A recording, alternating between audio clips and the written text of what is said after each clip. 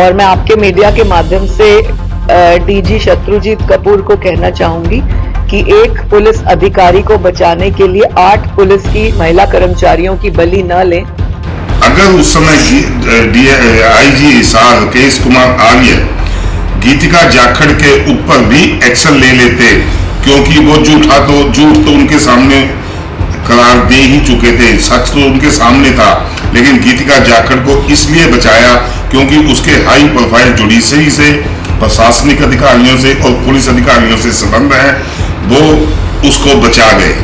अगर गीतिका जाखड़ पर उस समय एक्शन हो गया होता, ये सेक्स रैकेट उसी समय टूट जाता।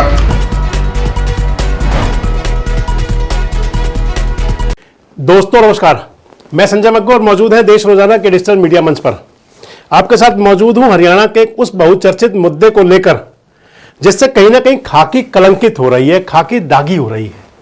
आपके साथ एक ऐसे मुद्दे को लेकर चर्चा में हूं जो लगभग पिछले 2.5 महीने से चर्चाओं में रहा, विवादों में रहा, जिसको लेकर तमाम प्रकार की एसआईटी बनी, हरियाणा महिला आयोग उस पर एक्शन में रहा, मुख्यमंत्री महोदय ने खुद संज्ञान लिया। लेकिन 1 महीने से उस मामले में अगर मैं कहूं तो तूफान की सी शांति है, जो तूफान से पहले की शांति हुआ करती है। उस शांति को भंग किया परसों 2 दिन पहले हरियाणा महिला आयोग के अध्यक्षा रेणु भाटिया ने।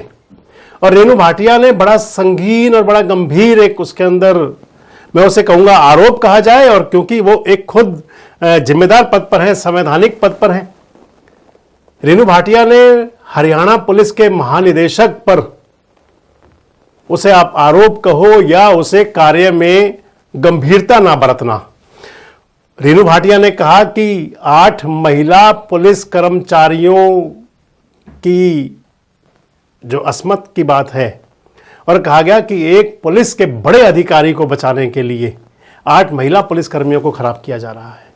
8 महिला पुलिस कर्मियों की जिन्होंने शिकायत दी थी सोशल मीडिया पर। क्यों कहा रेणु भाटिया ने? आप पहले इस बात को सुने, रेणु भाटिया ने कहा क्या था। है कि पुलिस ने इस जांच कमेटी की रिपोर्ट को अभी तक हमारे पास नहीं भेजा, और मैं आपके मीडिया के माध्यम से डीजी शत्रुजीत कपूर को कहना चाहूंगी कि एक पुलिस अधिकारी को बचाने के लिए 8 पुलिस की महिला कर्मचारियों की बलि न लें, और हमारे पास जो एक क्लू आया है, अब हम उसको अरेस्ट करने के ऑर्डर्स देंगे। रिपोर्ट दर्ज ना करना, उन बच्चियों की बात ना सुनना, उन पुलिस की बेटियों के को ना ढूंढने का प्रयास करना या ना ढूंढने की जो अब उन्होंने मुहिम चलाई है, ऐसा ना करने से यही मालूम होता है कि पुलिस ऑफिसर को बचाया जा रहा है। क्यों कहा रेणु भाटिया ने ऐसा? आखिर ऐसा क्या हुआ जो रेणु भाटिया को ऐसा कहना पड़ा, वो भी हरियाणा महिला आयोग के अध्यक्ष और हरियाणा पुलिस के महानिदेशक पर अगर ऐसी बात कहें। इसके साथ ही रेणु भाटिया कह रही हैं कि वो एफआईआर भी करवाएंगी। मेरी जानकारी के अनुसार जो हमारे सूत्र बता रहे हैं, उससे पीछे बात यह है कि सारे मामले के अंदर मैं आपको बता दूं, एक एंट्री हुई थी 4 नवंबर को एक शख्स की, और उस शख्स का नाम है विपिन कुमार, फतेहाबाद जिले के टोहाना के रहने वाले हैं। और वो कहते हैं कि अगर 3 साल पहले, 4 साल पहले ही इस पर एक्शन हो गया होता अगर, तो शायद ऐसी घटना ना होती। विपिन कुमार ये कह रहे हैं कि आपको ध्यान होगा, आप हमारा एक वीडियो देख सकते हैं, पुराना वीडियो है ये पिछले महीने का, जिसमें हमने कहा था, और विपिन कुमार कह रहे थे, एक महिला डीएसपी पर आरोप लगा रहे थे सेक्स रैकेट चलाने का। और अब विपिन कुमार कह रहे हैं कि क्योंकि मेरे बयान, यानी कि विपिन कुमार के बयान इसके अंदर मायने रखते हैं, इसलिए महिला आयोग को जो क्लू की बात चल रही है, विपिन कुमार उसे अपने साथ जोड़ रहे हैं। आपने सुना होगा रेणु भाटिया कह रही है कि हमें ऐसा क्लू मिला है जिसके बाद हम एफआईआर करवा सकते हैं और गिरफ्तारी के आदेश दे सकते हैं उन आईपीएस अधिकारी की। आपको मैं सुनवाऊंगा विपिन कुमार की वो बात भी, लेकिन पहले आप इस घटना के बारे में सारी सिलसिलेवार जानकारी मैं आपको बताऊं। हरियाणा के मुख्यमंत्री नायब सिंह सैनी, उनका जो दूसरा कार्यकाल शुरू हुआ 18 अक्टूबर को, आपको ध्यान होगा उनकी ओथ हुई थी, शपथ हुई थी 18 अक्टूबर को मुख्यमंत्री की। और उसके बाद में जो चला, 26 अक्टूबर को एक पत्र सोशल मीडिया पर वायरल हुआ। वो अनुरोध पत्र था, शिकायत पत्र नहीं कहा गया उसको, और वो शिकायत पत्र जारी किया गया था महिला पुलिसकर्मियों के नाम से। 8 महिला पुलिसकर्मियों के उस पर नाम लिखे हुए थे, और उस पर तत्कालीन जींद के पुलिस अधीक्षक पर आरोप लगे थे यौन शोषण के। अगले ही दिन 27 अक्टूबर को मुख्यमंत्री ने उस पत्र पर संज्ञान लिया और डीजीपी को मामले की जांच के लिए कहा। 28 अक्टूबर को यानी कि उस पत्र के वायरल होने के तीसरे दिन डीजीपी साहब ने उसके अंदर फतेहाबाद की पुलिस अधीक्षक आस्था मोदी को जांच करने के आदेश दिए। आस्था मोदी वहां पर गई, जांच भी की गई। 28 अक्टूबर को ही महिला थाना की एसएचओ ने जींद थाने में एक शिकायत दी, क्योंकि जो 26 अक्टूबर को पत्र वायरल हुआ था उस पत्र में था कि जींद के तत्कालीन पुलिस अधीक्षक और उनके साथ में महिला डीएसपी और महिला एसएचओ, इन पर आरोप थे कि पुलिस अधीक्षक महिलाओं का यौन शोषण करते हैं। उस पत्र का लबोलुआब था। आप इस वीडियो को भी देखें, इसके अंदर जाकर के आपको पूरा पता लग जाएगा। तो उसमें कहा था, महिला पुलिसकर्मियों की तरफ से कहा गया था कि उनको पुलिस अधीक्षक के जो कैंप कार्यालय निवास पर बुलाया गया, वहां चाय बनाने के लिए कहा गया। महिला एसएचओ बाहर चली गई, पुलिस अधीक्षक ने उनके साथ में अभद्रता और छेड़छाड़ की। साथ साथ आरोप लगाए पुलिस अधीक्षक पर, कई संगीन और गंभीर आरोप लगे।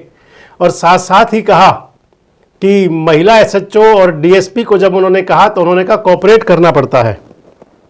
इसी बात को लेकर के महिला एसएचओ ने महिला थाने में शिकायत दी 28 अक्टूबर को जींद में ही।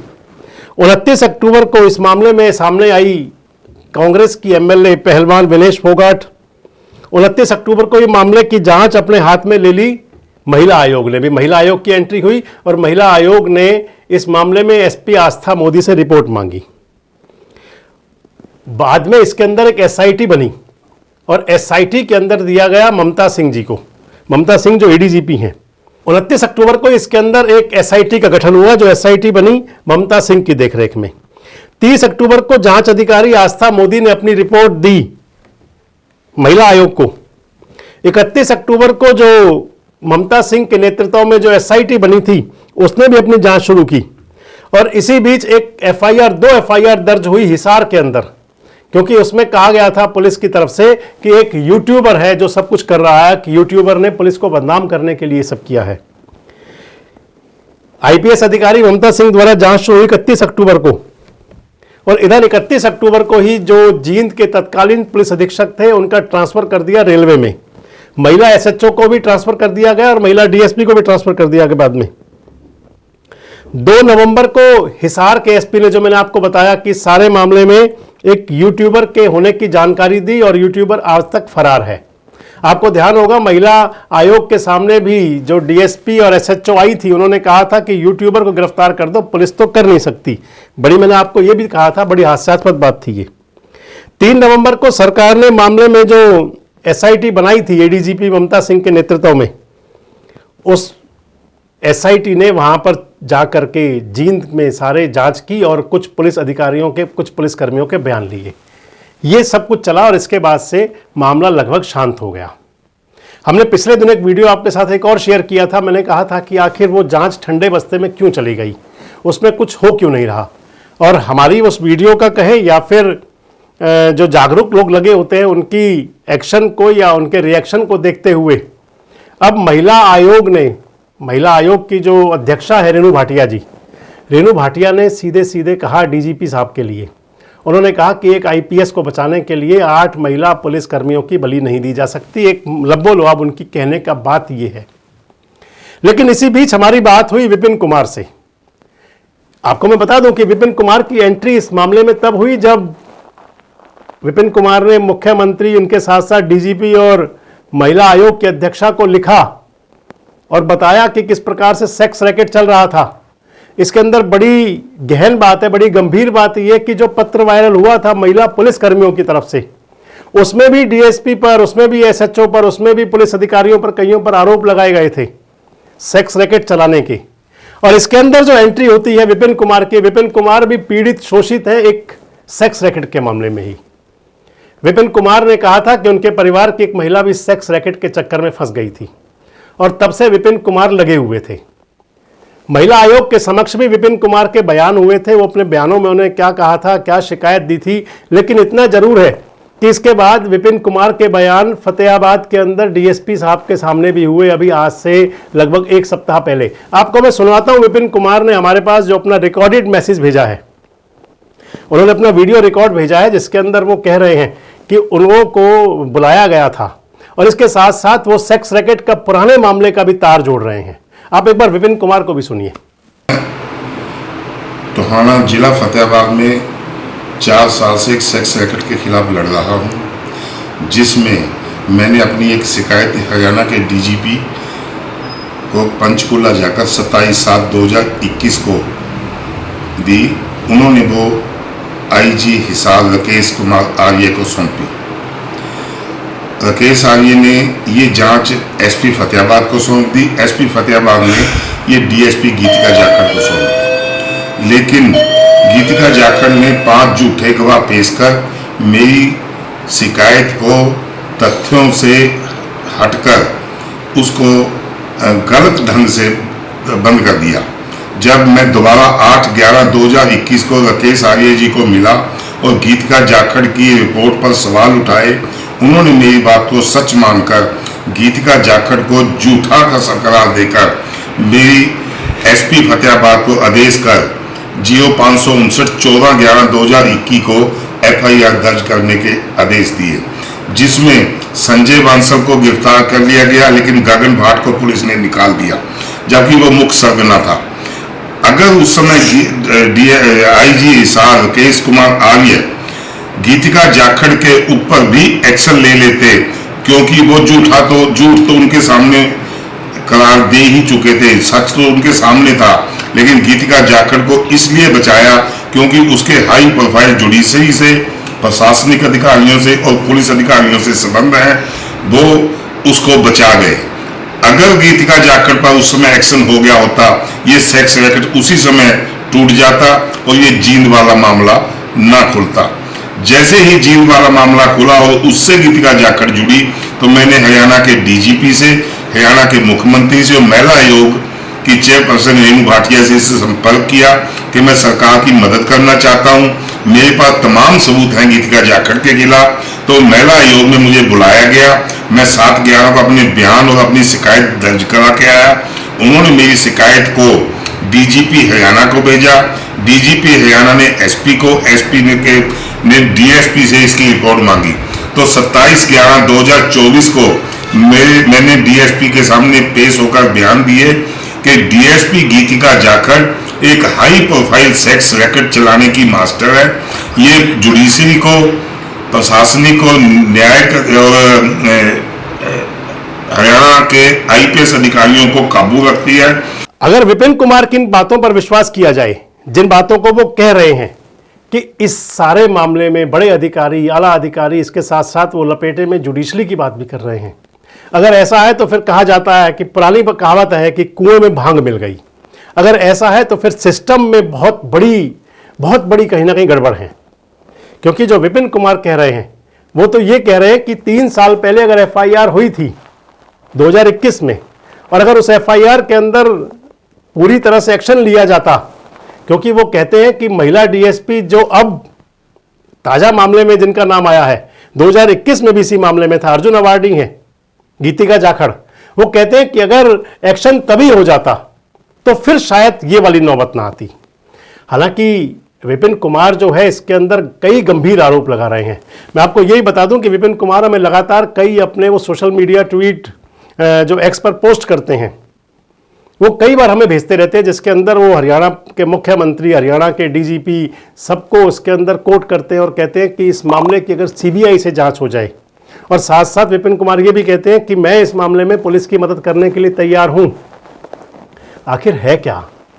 आखिर सारा माजरा क्या है?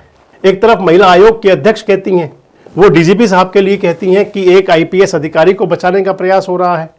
दूसरी तरफ एक विक्टिम है, एक पीड़ित है, जो ये कह रहा है कि मैं 4 साल से लगा हुआ हूं।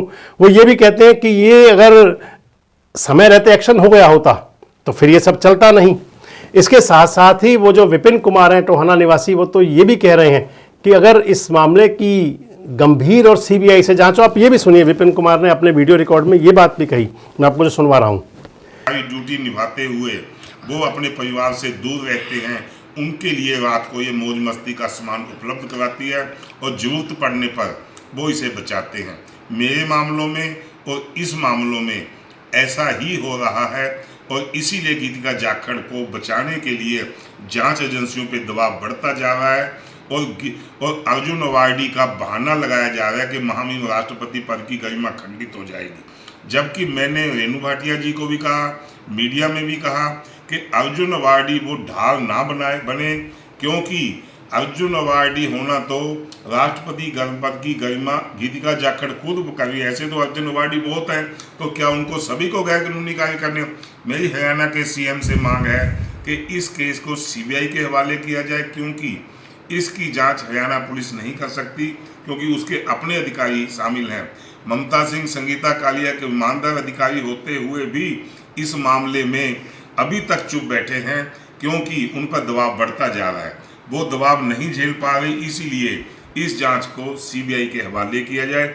नैब सैनी जी से मैं ये भी मांग करता हूँ कि आप आज दिन हरियाणा के सबसे ईमानदार सीएम हैं, लेकिन मैं आपकी छवि को धूमिल नहीं होने देना चाहता। मैं आपका सहयोग करने के मेरे पास तमाम सबूत हैं जो ये साबित कर देंगे कि पुलिस के अधिकारी कैसे गीतिका जाखड़ को बचाने के लिए सेक्स रैकेट में इन्वॉल्व है। बहुत बहुत धन्यवाद। तो आखिर सारा माजरा आप देखें तो समझें आखिर है क्या?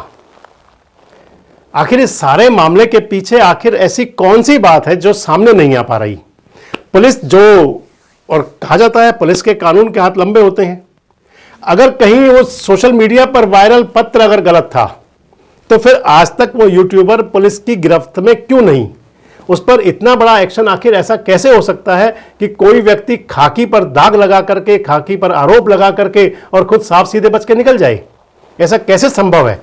और दूसरी बात, अगर विपिन कुमार की जो बातें हैं जो हमने भी आपको सुनवाई, और विपिन कुमार के आप सोशल मीडिया एक्स पर जो पोस्ट वो करते रहते हैं, अगर कुछ ऐसा है और कहीं विपिन कुमार की बातें अगर गलत हैं, तथ्यों से परे हैं, तो फिर पुलिस को उन पर भी एक्शन ले लेना चाहिए, और अगर उनकी बातें सही हैं तो फिर भी एक्शन होना चाहिए उन जिम्मेदार लोगों पर कि जिनकी वजह से खाकी पर कहीं सवालिया निशान लग रहे हैं। यह मामला पूरे हरियाणा से जुड़ा हुआ है, यह मामला बेटियों से जुड़ा हुआ है, यह मामला खाकी से जुड़ा हुआ है। जहां खाकी की जब बात आ जाती है, यानी कि पुलिस की वर्दी की बात आ जाती है, तो फिर बात आ जाती है विश्वास की, बात आ जाती है सुरक्षा की, बात आ जाती है आम आदमी के अंदर विश्वास कायम करने की। लेकिन अगर कहीं इस प्रकार की बातें होंगी जिसके अंदर की सिस्टम ही सिस्टम पर कह रहा होगा, क्योंकि महिला आयोग एक सरकार का पार्ट है और महिला आयोग की चेयरमैन कह रही हैं, हरियाणा पुलिस के महानिदेशक के लिए कह रही हैं, अगर सिस्टम ही सिस्टम पर उंगलियां उठा रहा है तो फिर कहीं ना कहीं गड़बड़ हो सकती है।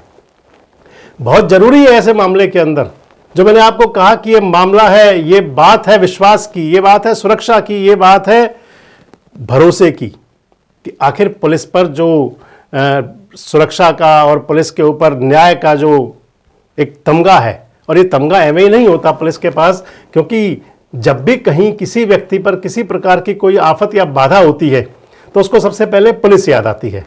वो पुलिस के पास ही जाता है और न्याय की उम्मीद पुलिस से होती है। पुलिस ही उसको न्याय दिलाने के लिए अदालत की चौखट तक लेकर के जाती है सारे मामले को।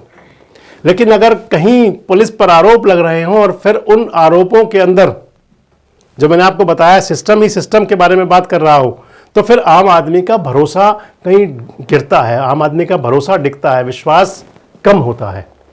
इसलिए जरूरी है इस सारे मामले की बहुत गंभीर और गहन जांच हो।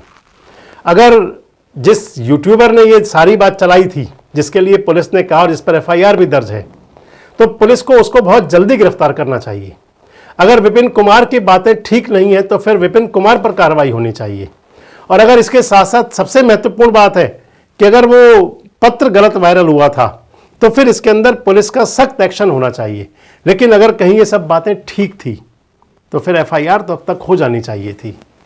अगर वो महिलाओं वाला पत्र, हालांकि हमारी पुलिसिंग तो ये भी कहती है कि पहले एफआईआर और बाद में इन्वेस्टिगेशन हो, क्योंकि एफआईआर राइट है, और इस प्रकार का सोशल मीडिया पर पत्र वायरल होना और ऐसे कई मामले आपने देखे सुने होंगे जिनके अंदर की वायरल विषयों को लेकर उन पर संज्ञान लेती है पुलिस और एक्शन किया जाता है। इस मामले में क्या होगा, क्योंकि अब इस मामले के अंदर और ज़्यादा गहरे पेच हैं। महिला आयोग की अध्यक्षा के इस बयान के बाद में ये मामला और ज़्यादा पेचीदा बनता है। क्या इस सारे मामले के अंदर जो महिला आयोग कह रहा है कि वो एफआईआर कराएंगे, महिला आयोग जो कह रहा है कि उनके पास सूत्र मिल गए हैं, उनको क्लू मिल गए हैं। आखिर किस प्रकार के वो क्लू मिले हैं, क्या जानकारी मिली है, किस आधार पर एफआईआर की बात है, और क्या इस सारे मामले के अंदर व्यवस्था के तहत न्याय, इंसाफ और दिखने वाला इंसाफ जो दिखे, स्पष्ट दिखे कि आखिर वाकई एक्शन हुआ, क्या ये सब होगा? क्योंकि ये मामला है खाकी के साथ, ये मामला है बेटियों के साथ, और ये मामला है प्रदेश की अस्मत के साथ। कमेंट्स बॉक्स में आप जरूर बताएं आप हमारी बातों से कितना सहमत हैं। जुड़े रहे हमारे साथ, देखते रहे देश रोजाना। हमारे साथ जुड़े रहने के लिए सब्सक्राइब करें देश रोजाना के YouTube चैनल को और नई वीडियो की नोटिफिकेशन पाने के लिए बेल आइकन जरूर दबाएं। अगर आप ये वीडियो Facebook या Instagram पर देख रहे हैं तो पेज को लाइक और फॉलो जरूर करें और ज्यादा से ज्यादा शेयर करें।